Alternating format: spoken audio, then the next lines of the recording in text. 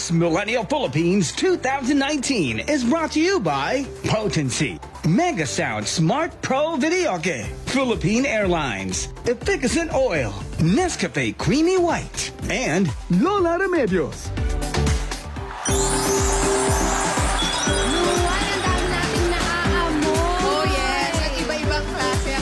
Nakakagutom lahat. Oo, dahil Pangasinan ang papasyalan natin today.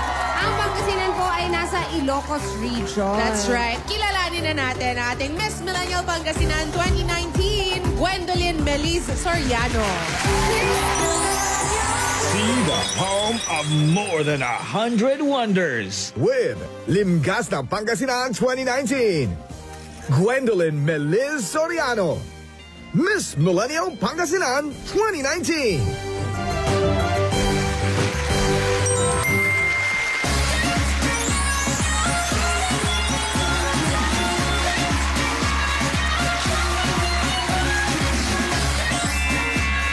Masanton nga lang mga Dapper Cats. Asin ka ba? Kasi I like you a lot eh. From the land of salt, we have a lot more to offer. Kaya naman samahan niyo ako dahil ipapasyal ko kayo sa aming probinsya. I am Gwendolyn Meliz Soriano, your Miss Millennial Pangasinan 2019. Miss Millennial. Yes, we wanna know a lot more. A lot more. Gusto ko yung asin ka ba? Dahil I like you a lot. A lot more about Pangasinan ang aalamin natin today. Ito munang si Gwendolyn ay fourth year Mass Communication student. Miss Communication. Kala ko Miss Communication siya. Mass Communication student. Yes po. Actually, OJT na din po. Yun na lang ang last ko. So, kung baka kailangan niyo po ng intern dito. Ayan. Ayun na nga. Nag-a-apply na po I was siya. just gonna ask, ano ba ang gusto mong maging trabaho pagka-graduate? Siguro mag-focus po ako sa field po namin, of course, since mass communication. Gusto mo more maging on the media po. on-cam Gusto mo or gusto or mo off-cam? Actually, I can work on or off-cam po. Kung papipiliin ka lang ng isa. Doon po tayo sa on-cam. Oo, Gusto mo, pwede sa naman. on-cam. Ay, napakaganda ni Gwen. Sige, pag-usapan naman natin ngayon ang ganda ng Pangasinan. Ang Pangasinan ay home of more than 100 wonders. Yes po, ang Pangasinan ay home of more than 100 wonders dahil bukod po sa mga pinaka-pinupuntahan at pinakasikat po na tourist destinations namin, Which tulad is? ng Our Lady of Manaoag, the Capitol Complex, and 100 Islands. Oh, speaking of 100 Islands, share ko lang po na ang islands po namin doon ay 124 kapag low tide and kapag high tide po is Gumada. 123. Nababawasan ng isa. Bawasan ng isa Diba? lang. Kaya po, home of more than 100 wonders dahil bukod po sa mga yon ay madami pa po kaming may pagmamalaki. Yun palang 124 na, diba? Sobra-sobra na. Oo. So, okay, meron kaming question kasi merong mga ibang tao na akala panggalatok ang mga Ang tawag sa tawag mga sa mga taga-Pangasinan. or Yes it's po. a language. Pero ano ba talaga yung panggalatok? So, yung panggalatok po, hindi po talaga yun yung tawag sa amin. Ang tawag po sa amin ay Pangasinan or Pangasinenses. Ang word na Pangasinan po, it refers to three things: the land, the language, and the people. So, yung panggalatok po, it's derogatory and offensive po for us na taga-Pangasinan.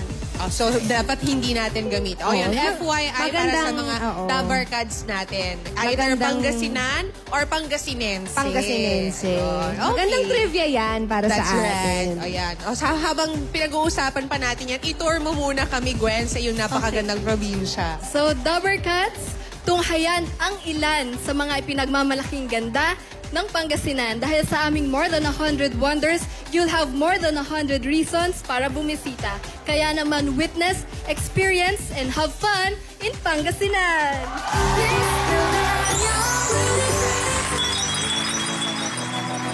Faith, farm, food, and fun, dito yan matatagpuan sa majestic province of Pangasinan. Kaya naman samahan niyo ako, Galila, Pashar, Pangasinan!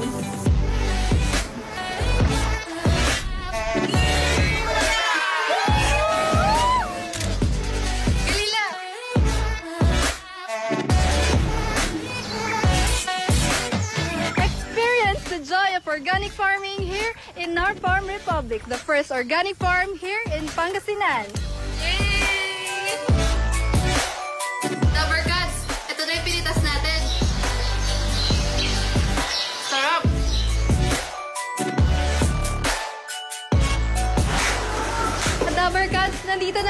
sa bahay nila Nanay Patring at ngayon titikman na natin ang masarap na tupig.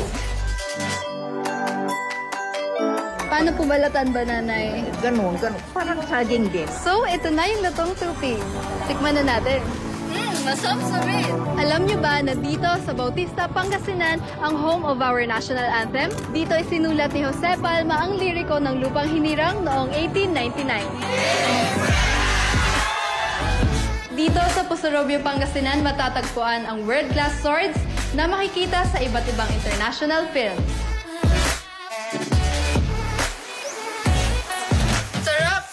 Sa mga activities dito sa Pangasinan ay ang helmet diving, kung saan makikita natin ang Coral Garden. Guys, success! Ayan, ready na tayo. Tara na! Kaya natin to.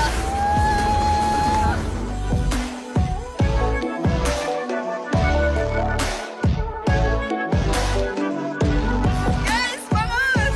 This is Pangasinan, the home of more than 100 wonders.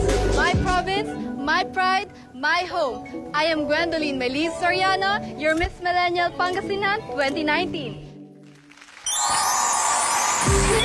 Ayan, ilan lang yan sa mga pwede nating puntahan pag bumisita tayo sa Pangasinan. Nabitin ako kasi I know there's more. Paano natin iisa-isain yung 124 pa lang yun? So, Gwen, more than yung mga lugar na kilala ng maraming tao, what are you most proud of sa Pangasinan? Pangasinan, well, aside nga po sa mga tourist destinations, sa mga products, sa mga pagkain po namin, pinagmamalaki ko po is yung mga tao po sa amin. And we are known for our fighting spirit, kaya kahit ano pong mangyari, lumalaban po kami. Aba, matatapang.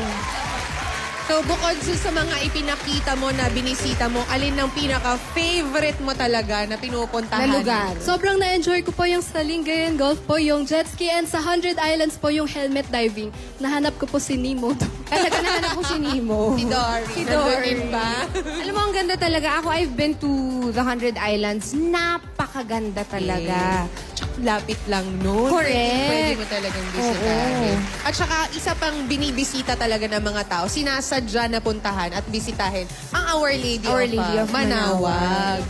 Well, in fact po, tomorrow po is celebrate po natin yung feast po ng Our Lady of Manawag dahil dalawang beses po yung celebration niya. Yung una po is the 3rd Wednesday po after Easter and bukas po the 1st Sunday po ng October. Ang dami na namang tao sa Oo. inyong lugar.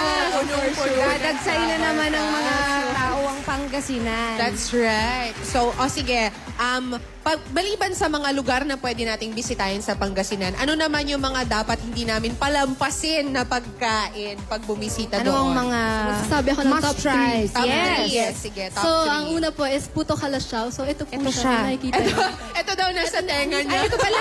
Sa tenga niya. So, ayan po yung miniature ng, ayan, Puto Kalasyaw. Ito po siya. So, sobrang pinagmamalaki po namin yan. And itinagiraan din po siya na white gold of Pangasinan. So, ayun po, last year,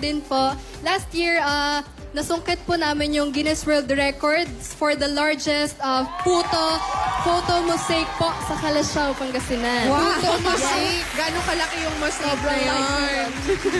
Nasa Guinness. And of course, second After po, the puto, ito po, Lingayen Lechon Bagoong. Ang bagong-bago po, kalalaunch lang po yan last month kasi kilalang-kilala po ang Lingayen sa Bagoong po. So ngayon, ginawa nila ng twist, ginawa nilang Lingayen Lechon Bagoong. So instead of asin po, Bagoong po yung nilalagay na pampalasa. And super safe po ang baboy po sa amin. Kung gusto niyo pong patunayan, ako po unang titikim. yes, ganun siya kasi. Si Gwen ang taste tester. Yes, yes. Mamaya.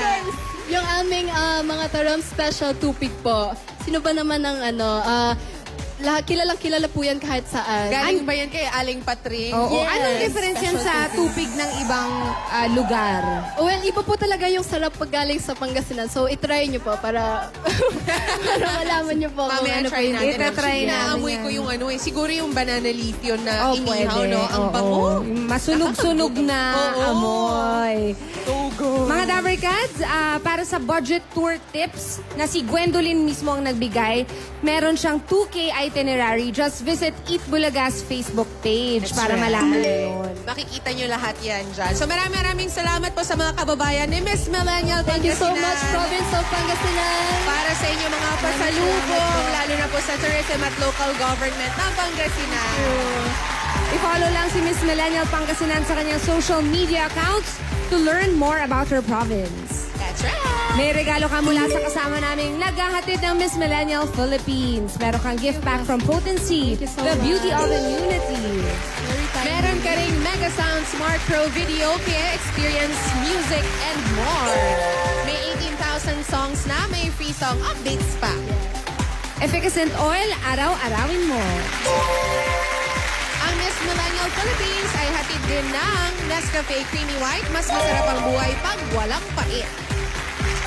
Lola Remedios All Natural Supplement. Lola Remedios, Remedios ng Pinoy.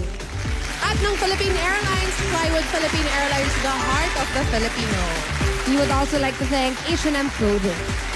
Thank you, Gwendolyn. Ako, imbitahan mo naman muna ang mga Dabber Cats natin na bumisita sa iyong probinsya. So ayan mga Dabber Cats, kung hanap nyo ay lugar kung saan hindi nauubusan ng pupuntahan, ng kagandahan at ng mga taong kaya kang ipaglaban. Sa Pangasinan, wala ka nang hahanapin pa, ikaw na lang ang kulang. Kaya ano pang hinihintay nyo?